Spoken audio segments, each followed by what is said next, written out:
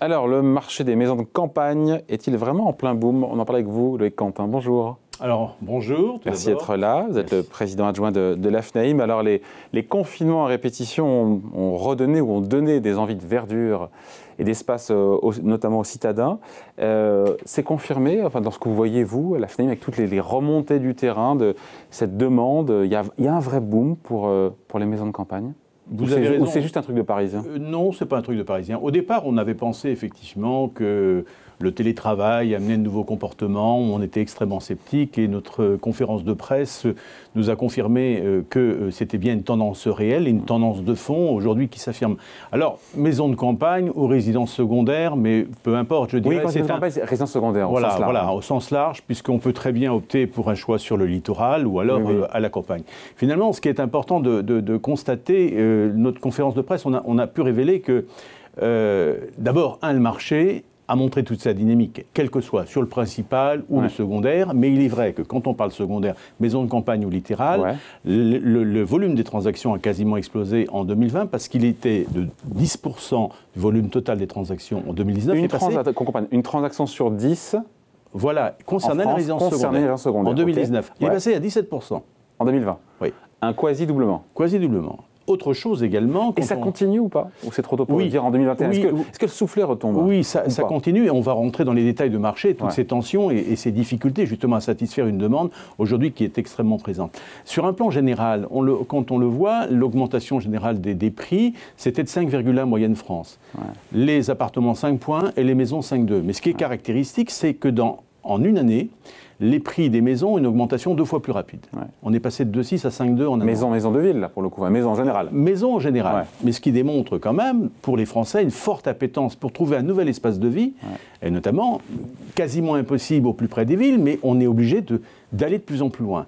Et 21% des transactions qui ont été réalisées, selon un sondage IFOP que nous avons réalisé, concernent un choix des Français de quitter une grande ville pour aller vers une plus petite. C'est-à-dire qu'on se rend compte qu'on a un étalement urbain prononcé et qui s'accélère. Je crois que la crise du Covid de travers ces 3 confinements a été un révélateur de tendance, mais déjà qui était, je dirais, sous-jacente dans l'économie immobilière. Balbutiante. Et là, il y a une accélération. Une accélération. Alors pourquoi une accélération? Rappelons-nous, on est quand même dans une période de papy-boomer, la génération 50-65 qui aujourd'hui prend sa retraite, vous avez fait une émission sur la retraite, prend sa retraite, finalement se projette pour une nouvelle villégiature, un nouvel espace de vie, vendre sa résidence principale, se rapprocher du littoral.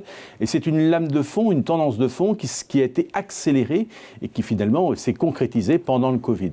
Les Français ont eu besoin, alors ont renoué ont connu le télétravail, ont eu un espace confiné, ont besoin des repères, que ce soit en résidence secondaire, que ce soit en résidence principale, en résidence pour la retraite, et ça a entraîné une accélération des transactions. Et donc aussi accélération des prix. On parle aussi des prix qui augmenteraient, alors je crois que ce sont les chiffres du groupe Safer, de 6-7%. Bien plus que ça, sur certains territoires. Là, l'augmentation que je vous ai donnée, 5,1.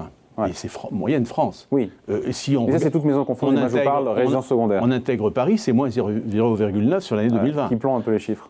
Voilà. Donc, mais pour avoir une moyenne à 5,9, quand on a des évolutions de prix, toutes les grandes villes de France, grandes capitales régionales, n'ont pas connu d'augmentation supérieure à 3 points. 3,5. Donc aujourd'hui, les prix des résidences secondaires bien au-dessus. Sont en augmentation de quoi? 10%? Il y a plus de chiffres. On a vu des augmentations en Bretagne.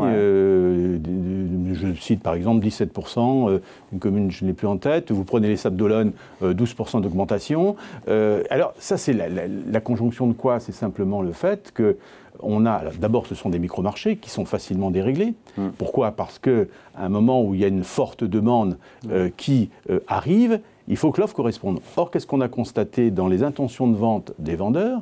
Si vous voulez, 41% de nos vendeurs consultés ont retiré de la vente leurs biens immobiliers au moment de la pandémie. Donc, on a une contraction de l'offre, un assèchement de l'offre. Résidence principale, secondaire, là. Tout à fait, tout type de marché.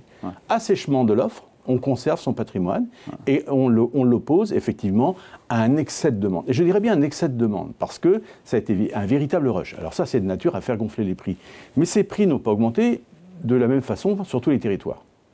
On constate que les villes, par exemple, du Sud, autour de la Côte d'Azur, qui avaient connu déjà une forte inflation, aujourd'hui n'ont pas connu encore de trop forte tension sur les prix.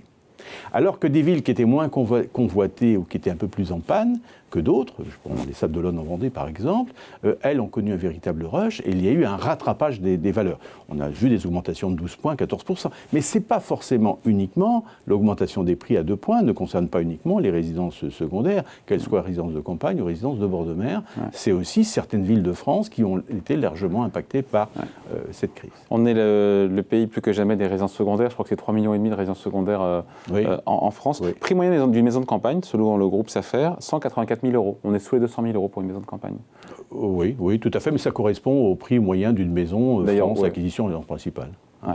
Et encore une fois, les régions, les coins les plus demandés pour tout ce qui est, encore une fois, résidence secondaire? Alors, les coins les plus demandés dans cette période, on a comparé, si vous voulez, l'augmentation des prix avant Covid et après Covid. Et on a constaté justement, on a fait un nuage de valeurs, et on s'est rendu compte que les coins qui étaient les plus forts hier, notamment la Côte d'Azur, avaient connu les hausses les moins marquées. Mais il y a une forte appétence et réorientation du marché sur l'Ouest notamment, une ruée vers l'Ouest, sur des résidences de campagne. On voyait déjà avant la crise, non? Oui, c'était déjà, on le ressentait déjà. Alors, c'est vrai que, si vous voulez, il y a les infrastructures jouent pour beaucoup dans cette demande, le transport de la demande. Il faut véhiculer notamment ces déplacements. Les effets des lignes LGV, vous prenez la ligne LGV Paris-Vannes ou Paris-Bordeaux, a un impact énorme sur le développement du littoral. Paris-Vannes, le golfe du Morbihan a quasiment explosé en termes de valeur ces dernières années, alors qu'il y a encore 4-5 ans, il était endormi. C'est un marché qui était endormi, aujourd'hui qui s'est réveillé et qui aujourd'hui est extrêmement dynamique. Et vous allez sur n'importe quel site, toute grande difficulté de trouver un bien à vendre dans ce secteur. Donc des citadins qui veulent, encore une fois, s'échapper de leur ville, c'est pas uniquement un truc de Parisien?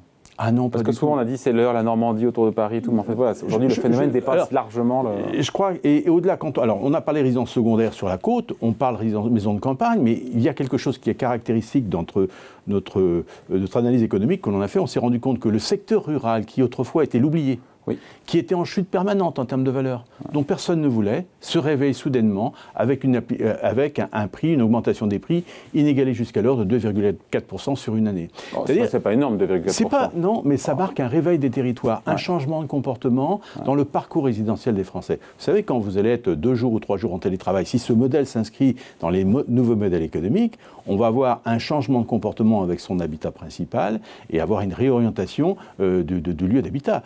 Je connais beaucoup de personnes qui ont choisi de vivre. Vous prenez un secteur comme le Cantal, j'aime beaucoup le Cantal. Le Cantal est un secteur qui est en train de revivre au niveau de ses prix, de sa dynamique immobilière. Quelque chose d'inattendu parce que c'était un secteur oublié par les politiques publiques et les politiques urbaines. C'est la revanche des territoires. C'est la revanche des territoires, en quelque sorte. Et c'est une bonne chose à l'échelle, encore une fois, de l'urbanisme et d'un territoire, d'un équilibre d'un territoire. D'un territoire, mais simplement, quelle leçon doit-on tirer de tout cela? C'est que, finalement, là où les politiques publiques n'ont pas anticipé ce mouvement, je dirais ce rush de population, cette demande qui s'est exportée, c'est synonyme de quoi? Rejet de la centralité, une ultra-densification, effectivement, urbaine, une insécurité sur les villes, et on recherche une autre forme d'habitat, et qui est totalement contraire aux politiques publiques qui visent une non-artificialisation des sols au moment où les Français ont besoin de plus d'espace et d'air libre et de verre. C'est intéressant ça. Après, il faut quand même rappeler aussi qu'il ne faut pas sous-estimer le coût aussi d'une résidence secondaire.